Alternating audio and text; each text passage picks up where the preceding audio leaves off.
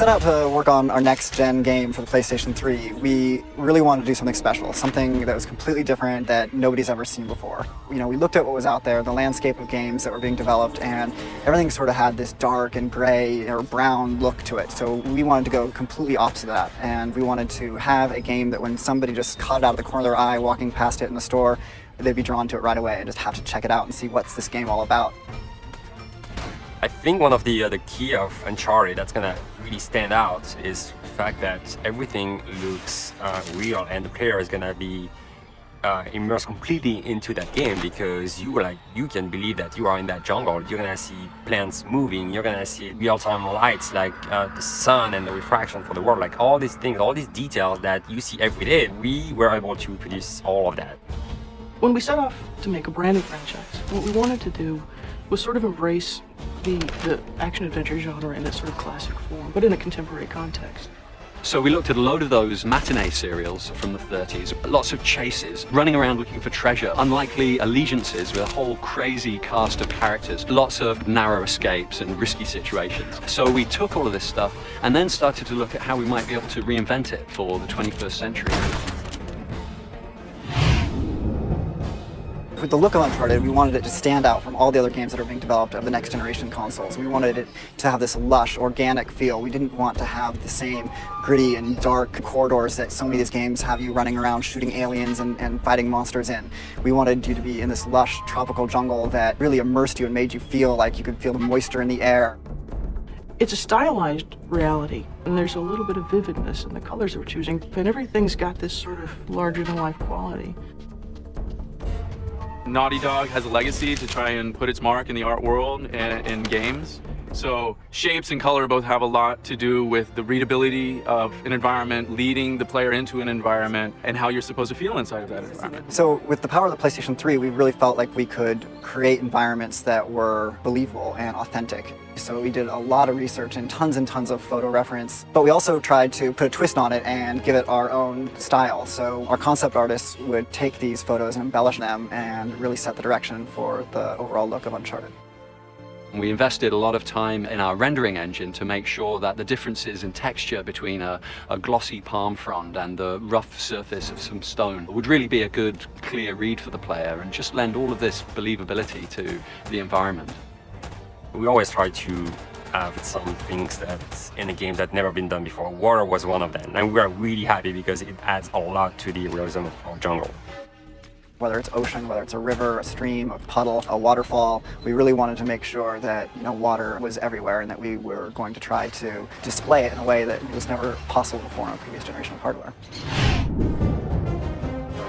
So we wanted the story in Uncharted to have historical relevance. So we decided to focus on a historical figure that everybody knew from their 4th grade social study class, Sir Francis Drake. He was out there basically robbing the ships that were coming back to Spain with all this gold from the New World. And we wanted to explore the areas that were kind of foggy in the history books where, maybe not all the details were clear. And then what we did is we ran with it and explored the what if. What if Sir Francis Drake did have children?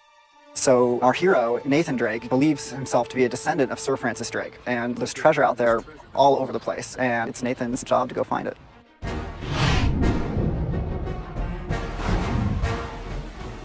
So the gameplay in Uncharted is unique.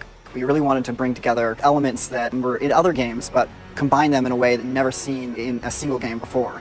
So we have 3 pillars of gameplay. We have our traversal or platforming mechanics that we've explored heavily in our past games in Crash Bandicoot and Jak and Daxter. But we wanted to combine that with some really fast action over-the-top gunplay and then mix it in with the hand-to-hand melee combat as well. A combination of mechanics and interactions that you really haven't seen put together in the same way ever before. My main focus on making Uncharted was gameplay, was how does the game feel, how does the game interact with the player, how does the world interact with the player, how enjoyable is the game, what's the fun factor on the game. And if it isn't fun, we try again. We come up with something new and do it again. We iterated hundreds of times on almost every major mechanic in the game.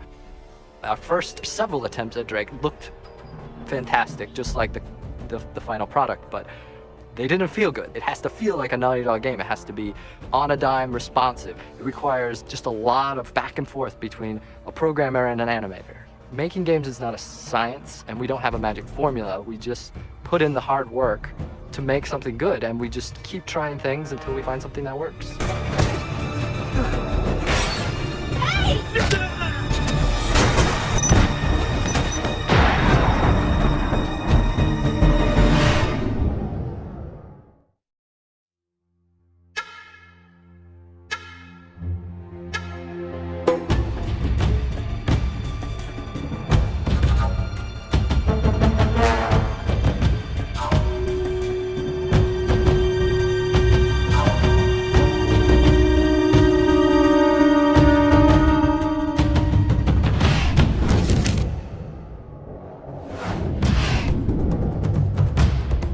We drew a lot of our inspiration for our characters from the classic pulp action adventure stories that you've seen in books and movies and comics. One of the hallmarks of this genre is the fact that you have a very relatable hero who's kind of an everyman. All of the heroes are really recognizable human beings with all of our strengths and flaws. And we figured out that that was something very important for helping audiences connect with the character. This is finally it. It's not just the fact that you have chases and gunfights and a heroine and all this other kind of stuff. It's the fact that the characters are real people. They can make mistakes, but be heroic. Nathan Drake is our hero, and he's the kind of guy who knows how to handle himself in a tight situation. But he's really just a guy in a t-shirt who finds himself in a difficult situation and has to rely on his wits a lot to save the day. Elena's a really cool character. I think she's something a little bit new and different for video games. She's a bright, self-sufficient young woman. She's very curious. She has this strong intellectual drive, has a kind of unconventional beauty. And there's this immediate chemistry between her and Nathan that really helps drive the story forward. What's going on? Pirates. Pirates. Then there's the character of Victor Sullivan. He's kind of that guy's guy adventurer. He's the consummate con man in a world of con men. There's nothing here, Nate. Let's just keep that between us. For the first time in Uncharted, we actually had to cast actors who had stage or TV or film experience because we were doing motion capture for all of our cinematic cutscenes. So we have real stage and film actors coming in, getting in the motion capture suit, recording their voice while they're acting out the scene, which I think is really important because you capture that moment rather than having them try to pantomime to some voice dialogue they've already recorded. The physicality that's demanded in doing motion capture and creating, you know, an action film, essentially, has been tricky. All the stunt work we have to do here, I mean, I go, is this my job? This is so much fun. But at the same time, the next day, I'm like, oh my word, I am so incredibly sore. Well, I think the coming together of film, stage, and video and games is happening right here on the mocap stage. I really stage things as if I was doing a play or a scene from a movie. I had no experience. I was flying by the seat of my pants the whole time, scared to death, and having a great time. You know, in front of a camera for film or for TV, you've got a set, and the other actors that are there with you are in their costumes. Here, you all look very silly. You look like you're wearing a wetsuit with dots on it. And so it really requires you to exercise your imagination even more. It's like the three of us have this treehouse that we built and we're doing missions, and it really makes you feel like you're on an adventure. I have a 7-year-old little boy who asked me, Dad, what do you do? And I said, well, do you remember when your buddy came over the other day and you guys ran around the backyard and the clubhouse became a pirate ship and you were jumping off? And he said, yeah. I said, that's what I do. The hell?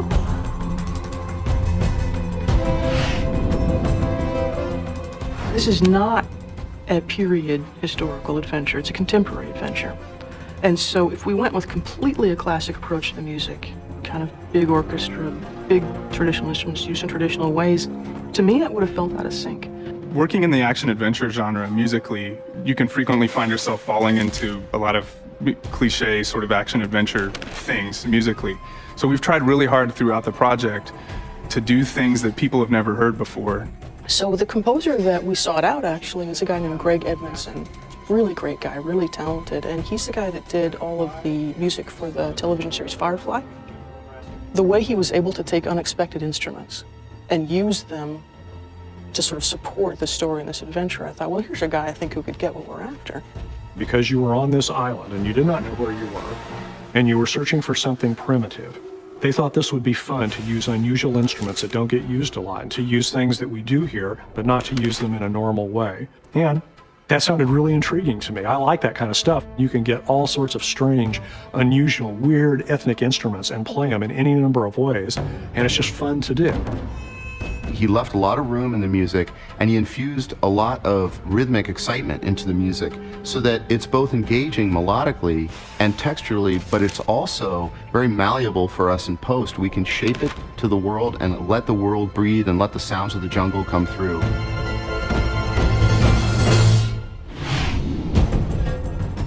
One of the things we try to do with each game we create at Naughty Dog is make it a technical showcase for the PlayStation hardware. So we've got a team of the best engineers in the industry working on this game, and I think we're really going to set the bar for PlayStation 3. We wanted this game to be fun with a ton of different interactions, a ton of different mechanics, but at the same time, we wanted a really good story, to have Drake be a real guy, a character, somebody that I can play, that I can interact with. That was the goal, and that's what we accomplished.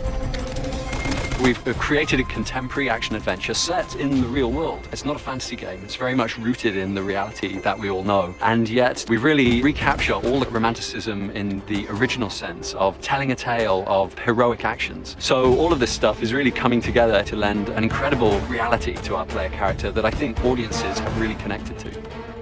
I think there's a huge value in going outside your comfort zone. You just don't go right to the obvious. Now, it makes everything much harder. But in the end, it's all worth it. Get something that people haven't seen before. I'll be damned. I'm most excited about how fun it is to play and how you just lose yourself in the environment and the world that we've created. You know, I mean, when you pick up that controller, it's really easy to have fun, to be powerful and feel like you are the action hero.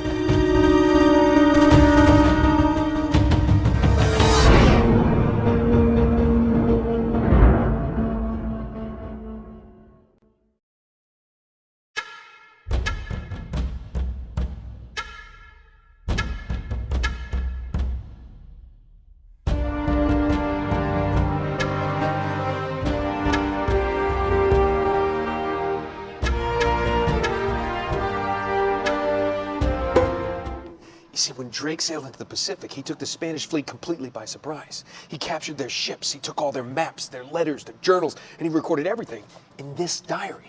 But when he returned to England, Queen Elizabeth confiscated all his charts and logbooks, including this one, and then swore the entire crew to secrecy. Yeah. See, when Drake discovered something on that voyage, Sully, something so secret and so valuable, they couldn't risk it getting out. All right, Nate, just pretend for a minute that I don't really care about any of that stuff and cut to the chase, would you? Man only interested in the climax.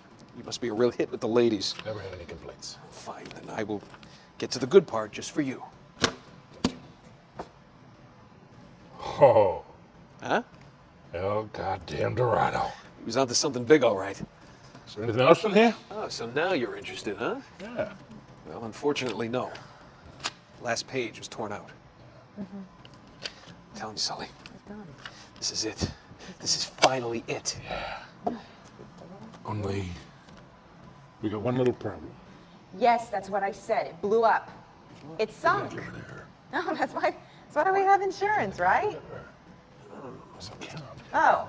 No, you don't understand, Sully. Oh no, the camera's fine. Don't worry about the camera. It's still as good as new. Sully, the girl can hold her own. You should have seen her. Fine. You go on out there and you tell her, we just found the lost city of gold. Maybe her producer can get it on the air tonight. Come on. Nate, do you trust me? More or less. Good. Because we're going to have every half-wit scumbag in the world chasing us to this treasure unless we cut her loose right now. You're a real gentleman, Sully. I know. It stinks. She'll get over it. No, I don't care that we're over budget. I mean, do you realize that this could be like the biggest story of the year? No, I don't trust him, okay? That's why we need somebody here fast. So just get me a camera crew, and I promise you that... You son of a bitch. Hey! Oh, should have seen that one coming.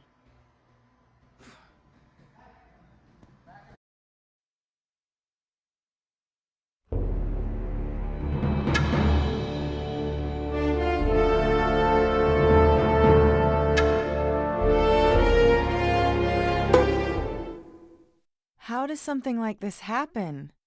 See those scorch marks? Uh-huh. Somebody packed this place with enough gunpowder to blow it wide open. Whew. Watch where you step. Some of these boards are really falling apart. Elena, I can't hold on. Give me your other hand. You've got to let it go. Damn it!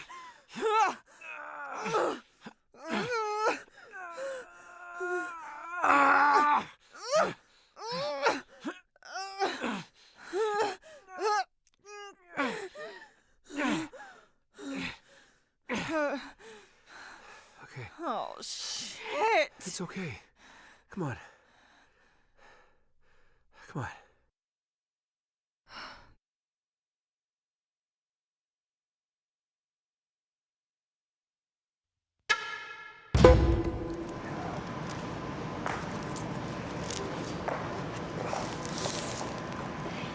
I know I'm not a big-time treasure hunter like you, but I doubt you're gonna find the Ark of the Covenant in there. How'd you get yourself in this mess? Trying to rescue you, as a matter of fact. Oh, that's just so sweet. Traditional sandstone brick and stucco limestone mortar. How did you get to know so much about this? My show, episode 4, Architects of a New World. Yep. It'll just take a tug to pull these bars out. What? Wait, are you sure? Yeah, get out of my way, go block! Open this goddamn door! Yeah. Hey, Drake. Eddie Raja. Should have guessed. Hey, fascinating documents, huh? Seems like this Sir Francis was in my line of work. Don't flatter yourself, Eddie. Always ready to be enemies, eh? Tell you what. Lead me to the gold, and I just might let you live. Is that it? Is that my deal? I either die now or I help you and I die later. You know something, Eddie? It's a tough call, but I'll take die now. Oh, damn you! Listen to me, maggot. I was promised treasure on this goddamn rock. And now, my men are dying. They can't even go outside to take a piss without an armed guard. And I have nothing to show for it! Yes! I am making you a fair offer. You help me find the treasure, and the last man alive gets the gold. And the girl. The girl? Oh, Eddie, the girl's long gone. She's probably off the island by now, going for help. I could sing. You were never very good at poker. I will find her. Trust me. I mean, how much trouble could one girl be?